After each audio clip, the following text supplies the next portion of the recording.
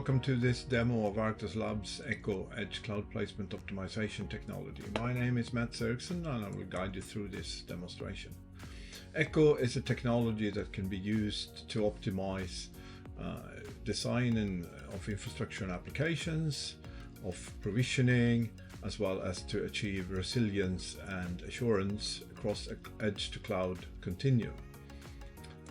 In this demo, we are going to optimize infrastructure, meaning the number of data centers, the capacity of data centers that you would need to support a certain set of services. In the demo, we're using three different types of services: mobile health, mobile gaming, and a private 5G. Altogether, this is about 450 service instances with various capacity demands and with latency constraints. We have 4 different locations in operations and we have 13 candidate locations. Then the problem statement is, how many data center locations do I really need? What's the optimum? And how much capacity do I need in each of these candidate and altogether in these locations? And there are network properties that apply from the service instance locations to all of the candidates and locations in operations. There is a cost-benefit optimization that is being done.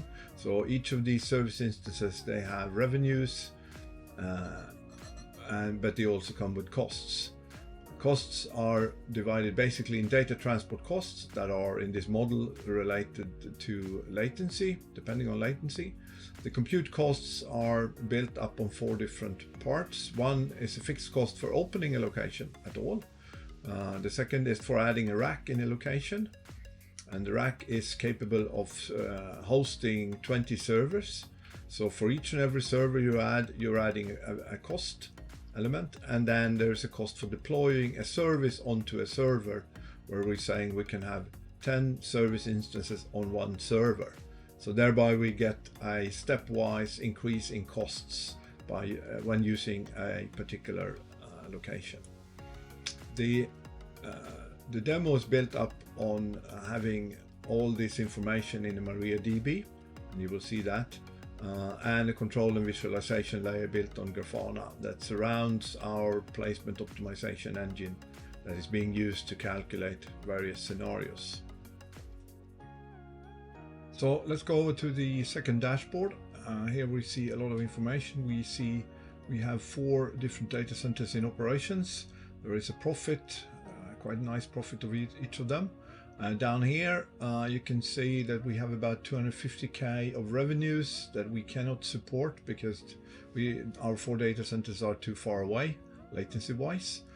We have revenues that are illustrated up here, over 500k. With a nice profit and a nice delivery margin of almost 77%. The costs are distributed between data transport and compute. So a fairly high data transport cost because we're shipping around data to our few data centers that we have. In the middle we see number of servers needed in each of these locations, where Frankfurt is the biggest one, number of racks, and we also list all the services that we couldn't support, mapping up to these 250k of failed revenues. So the next step in the demo then would be to see, well, what will happen if we use all our candidate locations and run a simulation for that, which means we're now making use of as many as we can, or as many as are reasonable, because now remember again about the cost model. So the optimization engine will try to cluster services to optimize the cost. So now we have a number of locations with fairly small amount of servers and racks, which leads to that they are not so profitable. But we were able to squeeze down the number of services that we couldn't support down to 8.6k. But of course, with these locations being not so profitable, the delivery margin of the whole thing went down, although we were able to capture more revenues, of course. So the next step now, we can browse through the data and see, look, for example, where are the non-profitable services, in case they are clustered somewhere in geography and we would need a new candidate there, for example. And all this data we can browse through. But the most important thing to do now is to take away the not so profitable ones, the smaller, unnecessary small, and start to see and iterate how can we use the candidate locations in the best possible way. So we run a simulation now without four of these. Now we can of course expect this to imply that some of the services that we can no longer support, and this is exactly what happens. So we now, this figure of failed services now went up to 22.5. The delivery margin went up, so this is maybe a good trade-off, perhaps. You can also see the number of servers being redistributed. If we now instead optimize for latency, which means that we try to put the services as close to the customers as we possibly can. We can still serve exactly as many as we used to do, but the delivery margin goes down, and you can see that on the profile of number of servers. So we're now using servers closer to customers, but this leads to even more data centers being small, therefore a lower delivery margin. But you can also see, which was the case in the previous simulation run, is that the data transport cost goes down because we're moving data centers closer to customers, which can be expected. So then we can also think about what happens if a location goes down.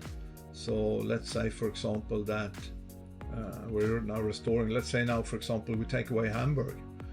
What would that mean to our ability to serve our customers? So we took away Hamburg, we were rerunning a simulation. This means that we're trying to move customers to other locations.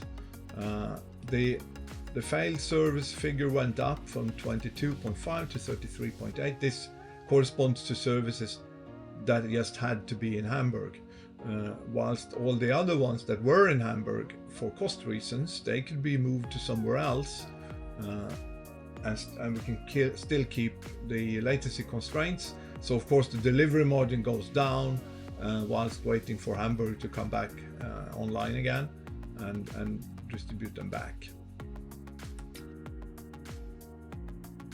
So this was a demo of Arctos Labs Echo component and how that could be used in an infrastructure planning scenario where you want to optimize the amount of infrastructure you install across a geography. Echo is an intent-based optimization engine, meaning it centers around the intents and the requirements of services rather than selectors stipulating where workloads should go. It spans the edge to cloud continuum, so it's a network approach, and it takes data transport into account as well. It's capable to resolve resource competition in case you have small locations that runs out of resources. It has a model-driven approach internally, so it's easy to adapt to different optimization scenarios where this was one of them. It's an add-on component that is intended to be built into larger orchestration systems, thereby contributing automation. So if you want to know more, please contact me at mats.eriksson@arctoslabs.com for a discussion or other demos.